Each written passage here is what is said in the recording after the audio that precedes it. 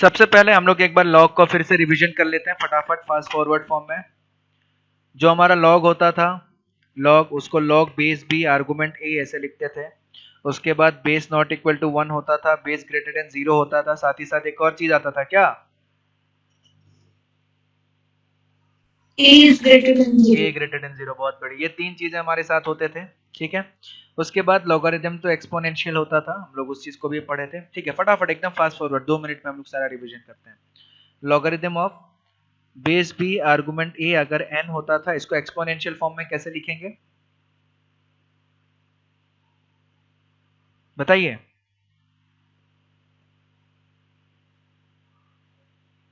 Exponential form में कैसे लिखा जाएगा ये?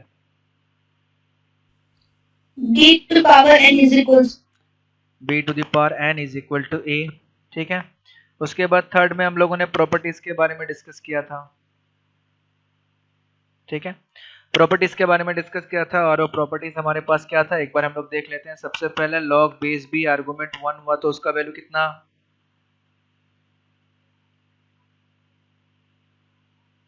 कितना वैल्यू इसका? जल्दी बोलिए। sir 0. 0। बहुत बढ़िया, फटाफट बताते हुए जाइए ताकि फटाफट रिवीजन होते रहे। लॉग बेस और आर्गुमेंट सेम रहे तो उसका वैल्यू कितना? 1. 1। ये दूसरा प्रॉपर्टी था। तीसरा प्रॉपर्टी हमने पढ़ा था, अगर ऐसा लिखा जाए कि log of base B argument A into C तो उसको कैसे लिख सकते हैं? Log of base B argument A plus log of base B argument C. उसके बाद फोर्थ प्रॉपर्टी बड़े बड़े ही फटाफट हम लोग फटाफट रिवीजन करेंगे। Log of base B argument A by C, उसका वैल्यू कितना आएगा? कौन बताएगा, फटाफट बताइए।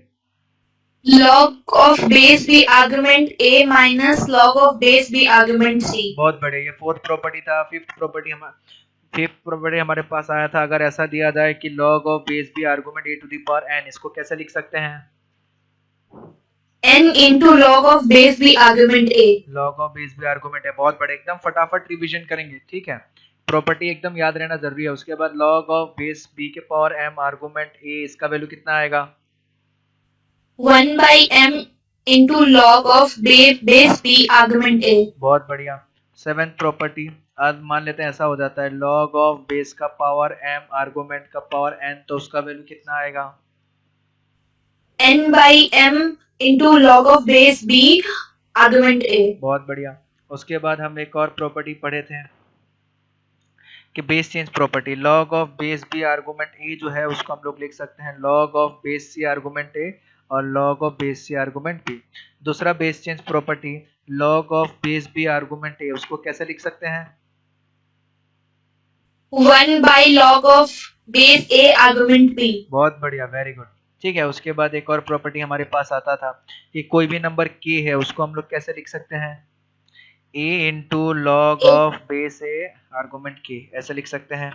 ठीक है, उसके बाद ये एकदम मुंह पे याद होना चाहिए, एकदम फराटेदार याद हो जाना चाहिए। ठीक है, उसके बाद पॉइंट नंबर 11 हमारे पास था लॉग ऑफ, ठीक है, सॉरी, अगर ऐसा दिया जाए, A log. हाँ, a to the power log of base B argument C, तो उसको कैसे लिख सकते हैं? C to the power log of base B argument A. बहुत बढ़िया, सब लोगों को ये प्रॉपर्टी याद हो गया है या नहीं हुआ है? सान्या, मनीष? Yes sir. ठीक है, मैंने बहुत बार ये प्रॉपर्टी बताया, मैंने हर बार बताया कि जब भी मैं क्लास में आता हूँ हर बार प्रॉपर्टी से एक बार रिवीजन कर लेते हैं। ठीक है, ताकि जब भी हम लोग क्वेश्चंस करें तो आप लोग को दिक्कत नहीं हो। तो बस ये तीन चीज लॉग में ध्यान रखना है। सबसे पहले लॉग क्या होता है? लॉग अकेला नहीं आता है, लॉग हमेशा पैकेज के साथ आता है। तो कभी भी लॉग के बारे में पूछा जाए तो लॉग को अकेला नहीं बोलना है, लॉग ये सब साथ में आते हैं।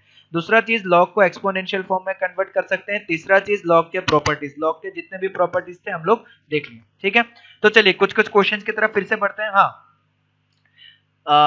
कल मैंने जो क्वेश्चन भेजा था किस सान्या ने तो चलो डाउनलोड नहीं किया, सॉरी मान्या ने डाउनलोड नहीं किया। सान्या और मनीष, क्या आप लोगों ने डाउनलोड किया जो मैंने क्वेश्चन सेंड किया था कल? बोलिए। सर डाउनलोड तो किए थे बट पूरा नहीं सॉल्व किया हम सब। ओके, कोई बात नहीं, डाउनलोड किए थे ना? डाउनलोड किया। सान्या आपने किया कि नहीं?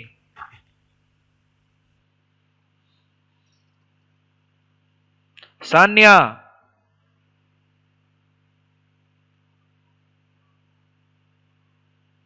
क्या आप लोगों तक मेरा आवाज नहीं पहुंच रहा है? आपने सॉल्व किया कि नहीं किया?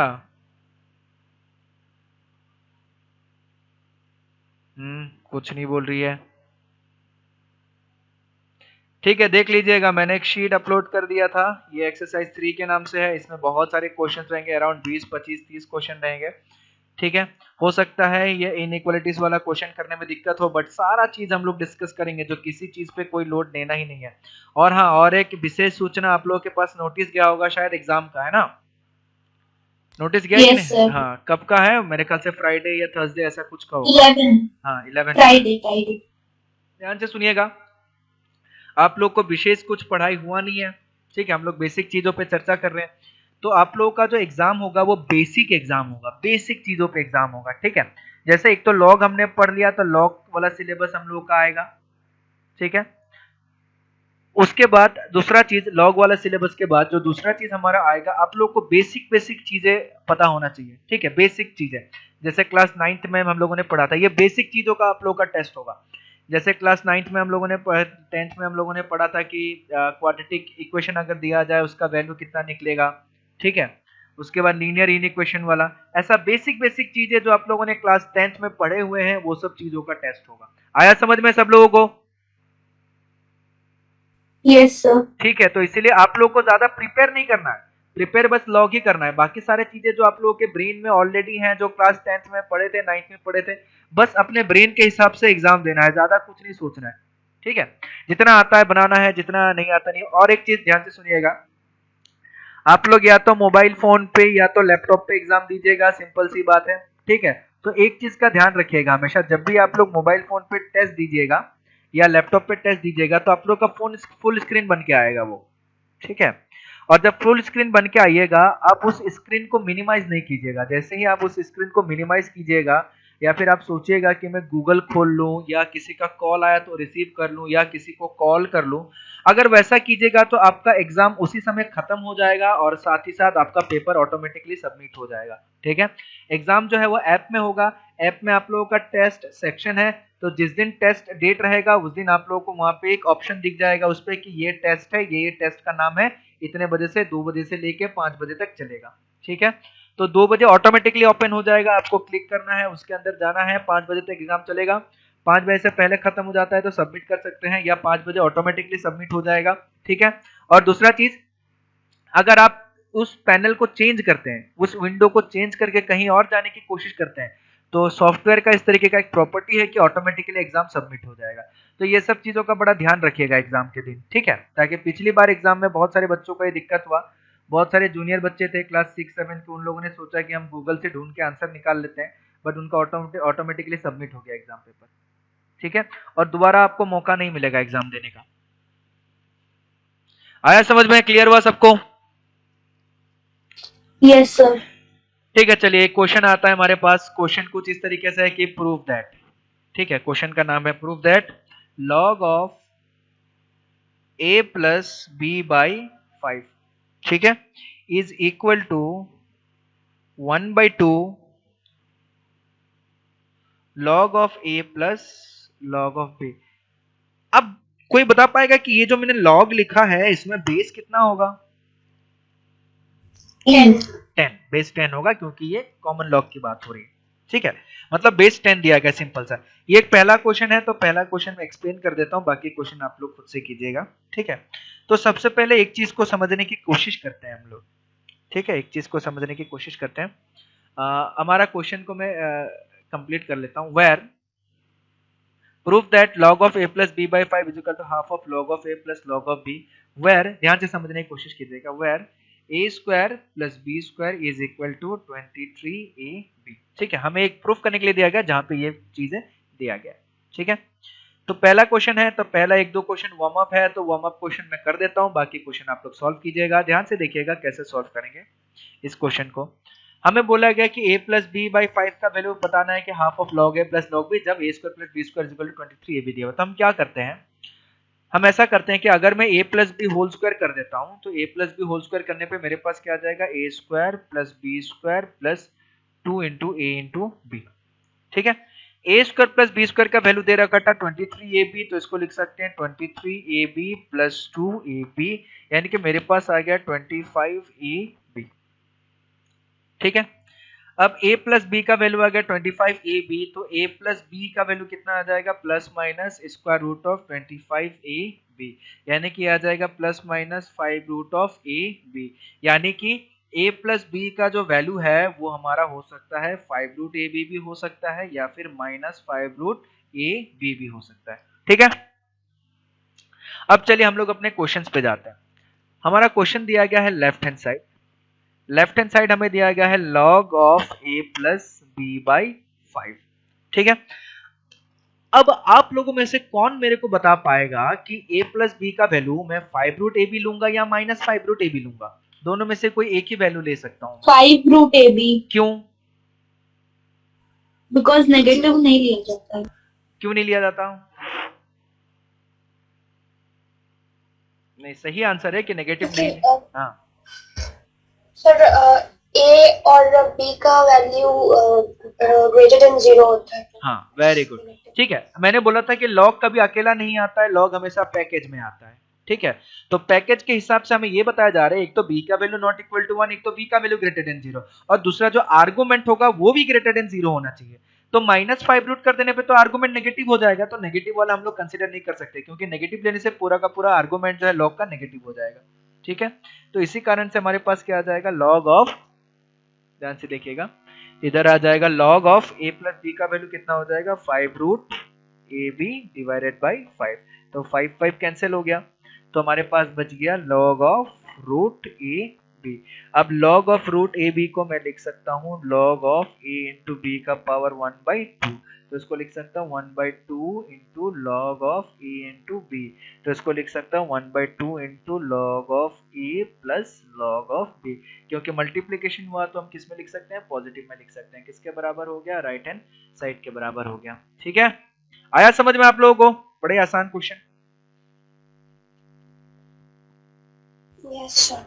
चलिए एक क्वेश्चन में देता हूं, आप लोग उसको सॉल्व करके बताइए। एक क्वेश्चन हमारे पास आ रहा है इस तरीके का कि फाइंड x, x का वैल्यू फाइंड आउट करना है, find x if log of base 2 argument x plus log of base 4 argument x plus log of base 16 argument x is equal to 7। चलिए, आप लोगों के पास एग्जैक्टली 2 मिनट का समय है, 2 मिनट के समय में इस x का वैल्यू को फाइंड आउट करके बताइए कि x का वैल्यू कैसा आएगा, जल्दी।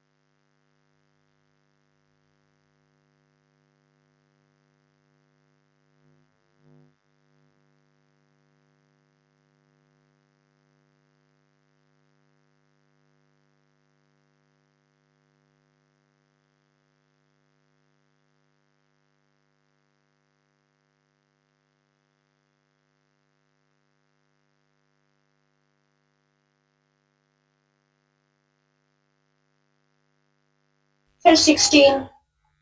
16, बहुत बढ़िया, वेरी गुड।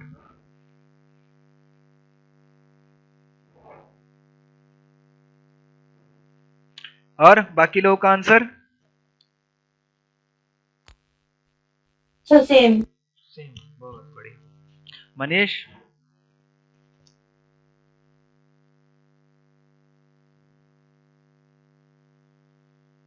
ठीक है, ध्यान से देखिएगा हम कैसे सॉल्व कर सकते हैं।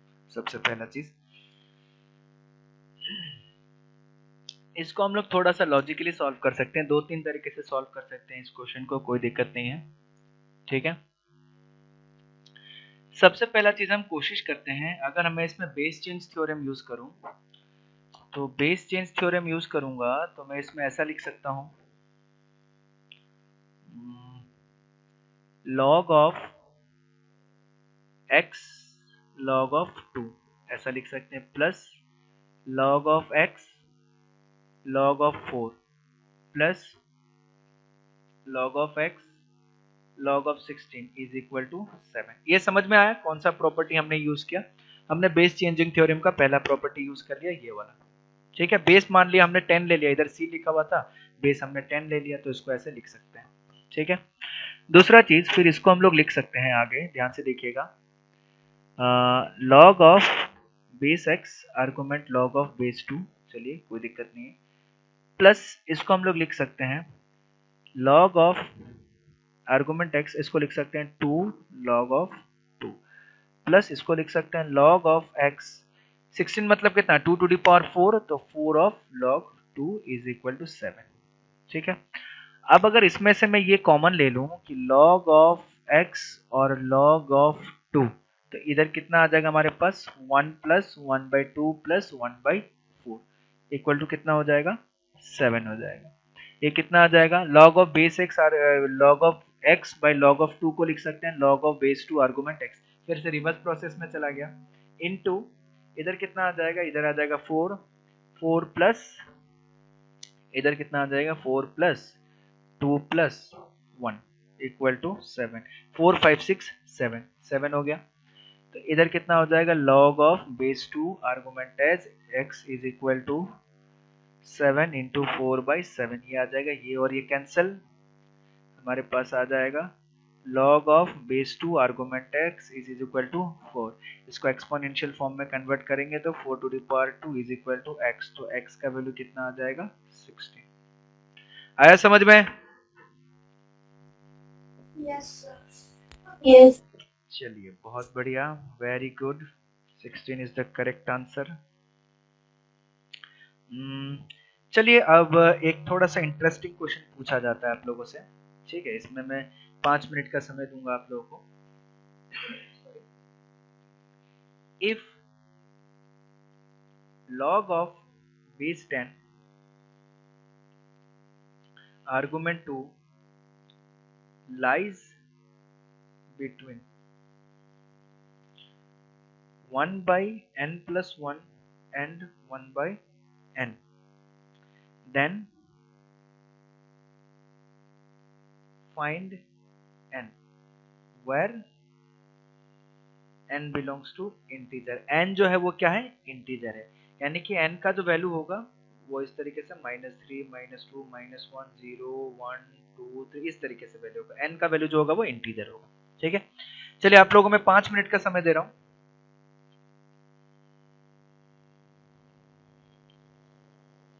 और मैं पूछ रहा हूँ कि log ऑफ बेस 10 आर्गुमेंट 2 जो है 1 by n plus 1 और 1 by n के बीच में लाई कर रहा है, तो n का वैल्यू बताइए क्या आएगा।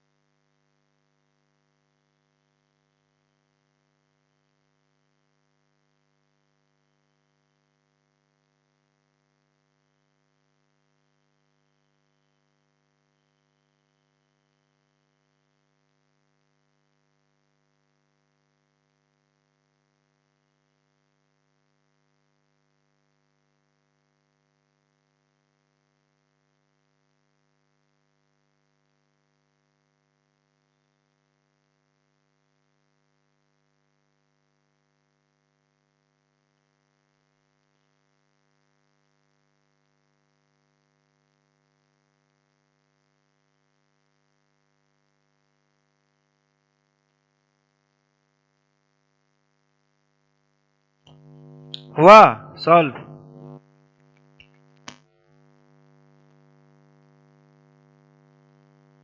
नो सर, नहीं हुआ। ठीक है, चलिए देखिए, समझने की कोशिश कीजिएगा। इंटीजर मतलब सबको पता है, आप सबको इंटीजर मतलब क्या होता है कि नहीं? या नहीं पता इंटीजर मतलब?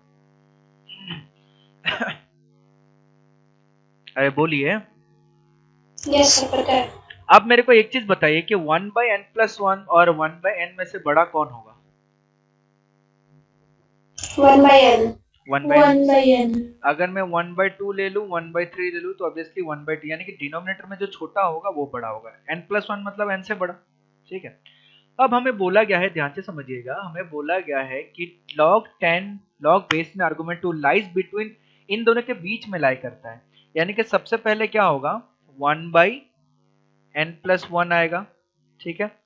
उससे बड़ा हमारा log ऑफ बेस 10 आर्गुमेंट 2 होगा, और उससे बड़ा 1/n होगा। ये समझ में आया? अकॉर्डिंग टू क्वेश्चन ये होना चाहिए, क्योंकि ये जो है log वाला जो है इन दोनों के बीच में आना चाहिए। ठीक है। अब इन दोनों के बीच में आएगा, हमें पता है कि 1/n+1 जो है 1/n से छोटा है, तो इसके बीच में आएगा तो ऐसा ही कुछ दिखेगा। आया समझ में? Yes sir. ठीक है, अब ध्यान से समझिएगा। चलिए अब मैं ऐसा लिख देता हूं कि 1/a is greater than 1/b is greater than 1/c, ऐसा लिखा हुआ है। ठीक है। अगर ये ऐसा लिखा हुआ है तो a b c के बीच में रिलेशन कैसा आएगा? ऐसा आएगा, यानी कि c जो होगा b से बड़ा होगा, b जो होगा a से बड़ा होगा। होगा कि नहीं होगा?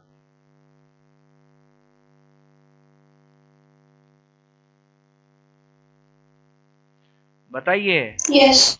1/2 जो होगा 1/3 से बड़ा होगा, 1/4 से बड़ा होगा। ठीक है। अगर इसको 2 3 4 लिखा जाए तो एक्चुअली में नंबर कैसा आएगा? इस पोजीशन में आएगा कि ये जो होगा सबसे बड़ा होगा। तो अगर इसमें हम लोग देखें तो इसमें हमारा कैसा आ जाएगा? इसमें अगर हमारा देखा जाए तो इधर में अगर n+1 लिखूं, ठीक है, और इसका अगर रेसिप्रोकल ले लो तो मेरे पास कितना आ जाएगा? 1/log ऑफ बेस 10 आर्गुमेंट 2, और इसका रेसिप्रोकल ले लो तो 10। अब कैसा आ जाएगा? ऐसा नंबर आ जाएगा। और इसको हम लोग ऐसे भी लिख सकते हैं, n+1 1/log बेस 10 आर्गुमेंट 2 को लिख सकते हैं log of base 2 argument 10 greater than n। ठीक है। हमने कौन सा प्रॉपर्टी यूज किया? हमने ये वाला आखिरी वाला बेस चेंजिंग प्रॉपर्टी यूज किया, ये प्रॉपर्टी। ठीक है। रेसिप्रोकल होने पे हम लोग ऐसे चेंज करके लिख सकते हैं। ठीक है। यहां तक समझ में आया? आया कि नहीं आया? Yes sir. अब हम ऐसा मान लेते हैं कि log of base 2 argument 10 is equal to x। ध्यान से समझने की कोशिश कीजिएगा। तो हमारे पास ये कैसा आ जाएगा? n+1 is greater than x। n+1 is greater than x is greater than n। ये आ गया। मैं चाहूं तो इसको ऐसे भी लिख सकता हूं, n इज x n+1, ये इंटरचेंज करके लिख दिया, कोई फर्क नहीं पड़ता।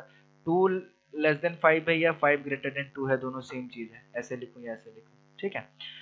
अब ध्यान से सुनिएगा, x के वैल्यू के बारे में, अगर x का वैल्यू पता लग जाए तो ये दोनों पता लग जाएगा। अगर n का वैल्यू इंटीजर बोला गया है, ध्यान से समझिएगा, अगर n एक इंटीजर है तो n+1 भी एक इंटीजर ही होगा, जस्ट उससे एक बड़ा होगा। अगर n2 हुआ तो n+1 3 होगा, अगर n5 हुआ तो n+1 6 होगा। सिंपल सी बात है। ठीक है। तो ध्यान से समझिएगा कि क्या खेला हो रहा है यहाँ पे सारा का सारा। अगर हम इसको ऐसा लिख दो कि x का मतलब क्या आ गया? log ऑफ बेस 2 आर्गुमेंट 10, तो हमारे पास ये आ जाएगा 2 to the power x equal to 10। इसका मतलब अब 2 to the power x equal to अगर 10 है तो x का वैल्यू कहां से कहां के बीच में होना चाहिए? कौन बता पाएगा? अगर मैं इंटीजर वैल्यू लूं तो 2 to the power 3 equal to कितना होता है? 8। 2 to the power 4 equal to कितना होता है? कितना होगा 2 to the power? 16। ध्यान से समझिए, हमें बोला गया है कि 2 to the power x equal to 10 होना चाहिए। ठीक है। और 2 to the power 3 आ जा रहा है हमारा वैल्यू 8, और 2 to the power 4 आ जा रहा है हमारा वैल्यू 16। तो आप बताइए कि x का वैल्यू किसके किसके बीच में होना चाहिए?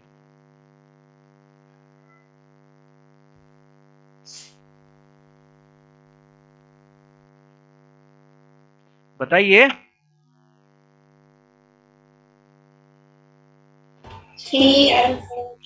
ठीक है, ध्यान से समझिएगा। 2 to the power 3 equal to हमारा वैल्यू आता है 8, और 2 to the power 4 आता है हमारा वैल्यू 16, ठीक है। अब हमारा जो राइट हैंड साइड का वैल्यू है 2 to the power x वो क्या आ रहा है 10 आ रहा है, ठीक है। अब 10 जो है वो 8 और 16 के बीच में आ रहा है, ठीक है। तो उसी हिसाब से जो हमारा पावर x है वो 3 और 4 के बीच में आना पड़ेगा, क्योंकि 3 से 4 से ज्यादा हो गया तो 16 से ज्यादा हो जाएगा, 3 से छोटा हो गया तो 8 से छोटा हो जाएगा। तो ऑब्वियस सी वैल्यू है जो x का वैल्यू है वो 3 और 4 के बीच में आएगा। तो जो भी x का वैल्यू हमारा निकल गया, x जो होगा 3 से बड़ा होना चाहिए, 4 से छोटा होना चाहिए, ठीक है। तो x का वैल्यू के बारे में हमने एक अंदाजा लगाया कि x का वैल्यू जो है हमारा वो निकला कि 3 से बड़ा और 4 से छोटा। तो क्या आप लोग मेरे को बता पाइएगा कि उस हिसाब से n का वैल्यू क्या होना चाहिए?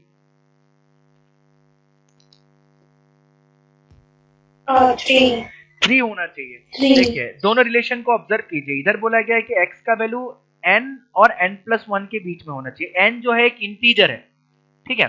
तो इंटीजर है तो उसके किसी भी इंटीजर के साथ अगर मैं +1 करूंगा तो जस्ट उससे बड़ा एक इंटीजर आएगा, और हमारा x का जो रिलेशन आया वो क्या आया 3 और 4 के बीच में। तो ऑब्वियस सी बात है ये जो n का वैल्यू है वो 3 होगा और जो n+1 है उसका वैल्यू कितना होगा 4 होगा, ठीक है।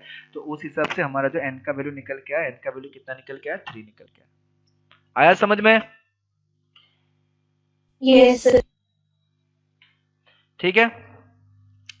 अब देखिए अब थोड़ा सा इनइक्वालिटी पे हम लोग जाएंगे, ठीक है। लॉगरिथम इनइक्वालिटी बोलते हैं हम लोग इसको।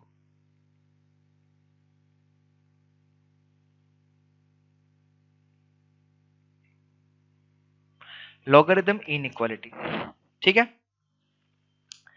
सबसे पहले लॉग को समझिएगा। हमारा लॉग कैसा सिस्टम था, log of base b argument a, अगर ये n था तो b to the power n is equal to a लिख सकते हैं हम लोग, ठीक है। ध्यान से समझने की कोशिश कीजिएगा, ये बहुत ही इंपॉर्टेंट प्रॉपर्टी है। अगर इसमें दिक्कत हुआ तो चीजें आगे समझने में दिक्कत होगा, ठीक है।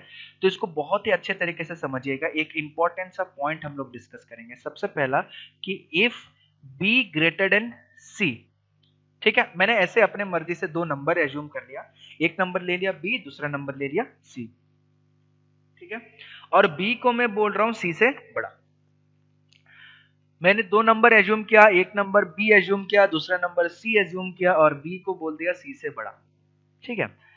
क्या आप लोग मेरे को बता पाएगा कि अगर मैं log base a argument b, log base a argument b, sorry argument c, ठीक है, मैंने दोनों का बेस जो है सेम रखा। ध्यान से समझिएगा चीजों को, बहुत ही इंपॉर्टेंट चीज है। मैंने क्या बोला, base is greater than, sorry b is greater than c। उसके बाद मैंने दोनों का लॉग निकाला, ठीक है। उसके बाद मैंने क्या किया, दोनों का लॉग निकाला, लॉग बेस से आर्गुमेंट b, लॉग बेस से आर्गुमेंट c, दोनों का बेस सेम रखा। तो आप लोग मेरे को बता पाइएगा कि इसमें से मैं ऐसे करूंगा तो ये सही होगा क्या, ये सेकंड वाला रिलेशन सही होगा, 1 या 2, दोनों में से कौन सा रिलेशन सही होगा? फर्स्ट रिलेशन सही होगा। क्यों सही होगा, वाई?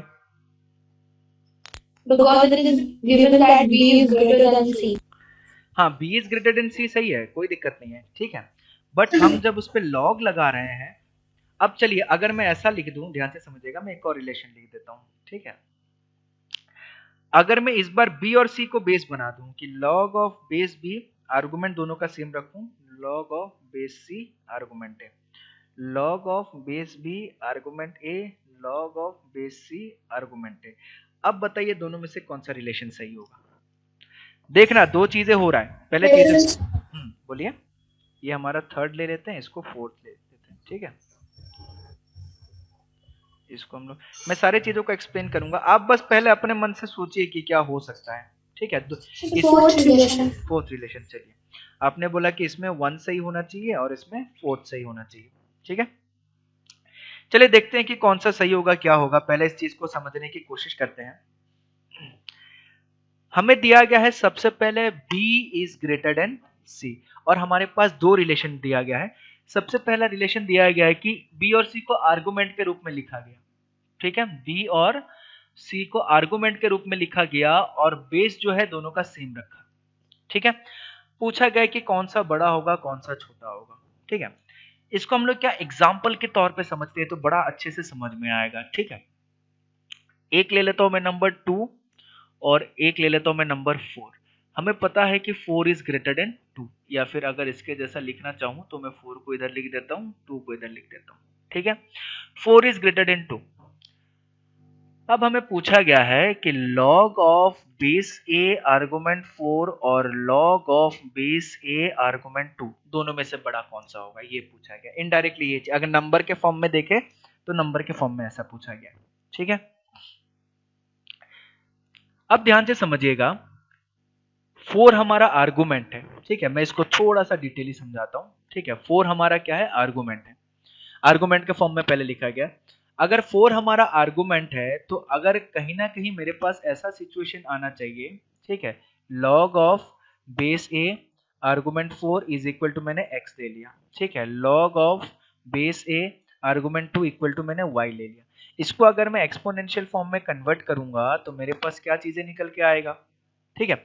अब मेरे को x और y में रिलेशन बताना है कि x और y में बड़ा कौन सा है, ठीक है। अगर मैं इसको आर्गुमेंट के फॉर्म में लिखूंगा a to the power x is equal to 4 आ जाएगा, a to the power y is equal to 2 आ जाएगा, ठीक है।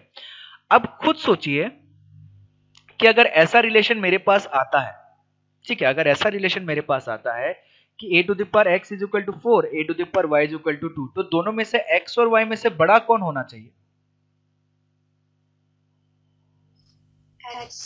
x बड़ा होना चाहिए। ऑब्वियसली x क्या होना चाहिए, बड़ा होना चाहिए, क्योंकि इसको अगर मैं 2 ले लूं तो 2 to the power 2 is equal to 4 हो जाएगा। इसको मैं 2 ले लूं तो 2 to the power 1 is equal to 2 हो जाएगा। तो 2 और 1 में हमें कौन सा बड़ा हो जाएगा, 2 ग्रेटर देन 1, यानी कि x greater than y। x greater than y मतलब जो बड़ा है ये होना चाहिए, ठीक है, हमारे हिसाब से, यानी कि जो पहला वाला रिलेशन बोला चाहिए वो होना चाहिए। तो ऑब्वियसली तो कौन सा रिलेशन सही हो गया, पहला वाला रिलेशन सही हो गया। आया समझ में मैंने क्या बताया? Yes, sir. तो उस हिसाब से हमारा कौन सा रिलेशन सही हो गया, हमारा पहला वाला रिलेशन सही हो गया, दूसरा वाला रिलेशन हमने हटा दिया। चलिए, ठीक है। अब दूसरे वाले कंडीशन पे आते हैं, ठीक है। दूसरे वाले कंडीशन पे हमें बोला गया है कि इस बार इसको बेस के रूप में रखा गया है, ठीक है। चलिए फिर से हम वही करते हैं कि इसको हम लोग 4 ले लेते हैं, इसको हम लोग 2 ले लेते हैं, इस बार बेस के रूप में रखते हैं कि हम लोग ऐसा ले लेते हैं कि log of base 4 argument a log of base 2 argument a, इसको हम लोग x मान लेते हैं, इसको हम लोग y मान लेते हैं, ठीक है। जब इसको हम लोग कन्वर्ट करेंगे तो हमारे पास कितना आ जाएगा, 4 to the power x is equal to a, और ये कितना आ जाएगा, 2 to the power y is equal to a, ठीक है। अब खुद सोचिए x और y में से अब बड़ा कौन सा होगा। बड़े नंबर का पावर में कुछ है, a निकल के आ रहा है, छोटे नंबर का भी पावर में कुछ है, a निकल के आ रहा है। ऑब्वियसली इसको कम होना पड़ेगा। अगर मान लेते हैं कि ये मेरा 2 आ जाता है, ठीक है, a को अगर मैं 2 मान लेता हूं तो ये 2 टू द पावर 1 होना पड़ेगा, ये 2 टू द पावर 1/2 होना पड़ेगा, सॉरी 4 टू द पावर 1/2 होना पड़ेगा। तो उस हिसाब से हमें क्या पता चलता है, इस केस में जो x है वो लेस देन y हो जाएगा, यानी कि रिवर्स वाला प्रोसेस आ जाएगा, यानी कि कौन सा आ जाएगा, ये आ जाएगा, ठीक है, ये वाला सेंटेंस आ जाएगा हमारा, ठीक है। तो मैं एक बार इसको थोड़ा सा डिटेली समझाता हूं, समरी के रूप में समझाता हूं। नोट, अगर हमें ऐसा मिल जाए कि if b is greater than c, तो उस केस में हम लोग सबसे पहला केस हम लोग क्या लिख सकते हैं, अगर इसको आर्गुमेंट के रूप में ले लें, log ऑफ बेस से argument b log of base से आर्गुमेंट c, तो ये बड़ा हो जाएगा, जैसा दिखा हुआ है वैसा ही हो जाएगा। अगर हम इसको उल्टा ले लें कि इसको बेस मान लें, ठीक है, अगर इसको बेस मान लें तो ये रिलेशन जो है वो रिवर्स हो जाएगा। आया समझ में? ठीक है। Yes, sir. अगर हम एक क्वेश्चन लिखें कि which one is greater, ठीक है, which one is greater, बड़ा कौन है पूछा गया है, और हमें दिया गया है कि log ऑफ, सबसे पहला question, log of base 3 argument 7 और log ऑफ बेस 3 आर्गुमेंट 10, ठीक है, इन दोनों में से बड़ा कौन होगा? log of base 3 argument 10. log of base 3 argument 10 हमारे इस रूप से पता चलता है कि log ऑफ बेस 3 आर्गुमेंट 10 जो है वो बड़ा होगा। तो क्या आ जाएगा, log of base 3 argument 7 is less than log of base 3 argument 10। Clear हुआ क्वेश्चन? Yes. चलिए एक और क्वेश्चन में पूछता हूँ, Yes, sir. एक और क्वेश्चन में पूछता हूँ, log ऑफ बेस 2 आर्गुमेंट 3 और log ऑफ बेस 3 आर्गुमेंट 2। अब दोनों में से बड़ा कौन होगा बताइए?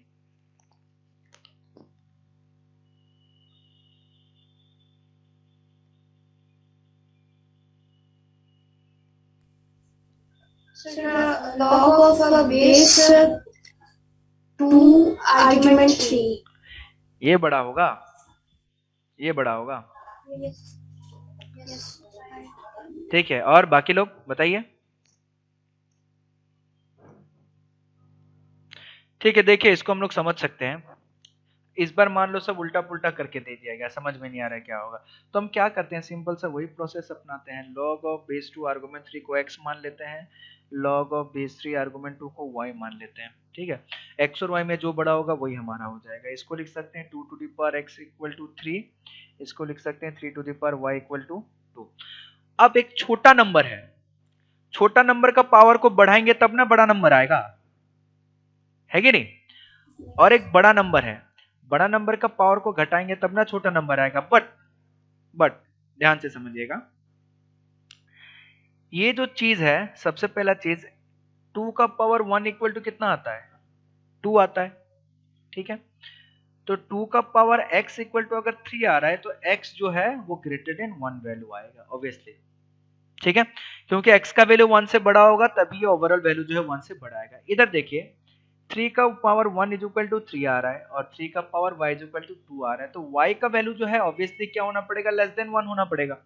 तो उस हिसाब से हमें क्या समझ में आ रहा है कि x जो है वो ग्रेटर देन y होगा, क्योंकि x 1 से बड़ा है, y 1 से छोटा है। ठीक है, तो यानी कि y इज ग्रेटर देन 1 और 1 से बड़ा x, तो ऑब्वियसली क्या हो गया? x जो हो गया वो y से बड़ा हो गया। ठीक है, अगर मैं बोलूं 3 जो 4 जो है 3 से बड़ा है, 5 जो है 4 से बड़ा है, तो इनडायरेक्टली क्या रिलेशन आ गया? 5 3 से बड़ा है, तो वही रिलेशन आ गया x ग्रेटर देन y। तो x का मतलब कौन है? ये। y का मतलब कौन है? ये। यानी कि आपने जो आंसर बोला वो सही आंसर निकलेगा, यानी कि log of base 2 argument 3 is greater than log of base 3 argument 2। आया समझ में? चलिए एक आखिरी क्वेश्चन, बहुत इंटरेस्टिंग आखिरी क्वेश्चन, देखते हैं कौन कर पाता है। log of base 5 e by पाई और log of base 7 e by पाई। अब बताइए कि दोनों में से बड़ा कौन होगा?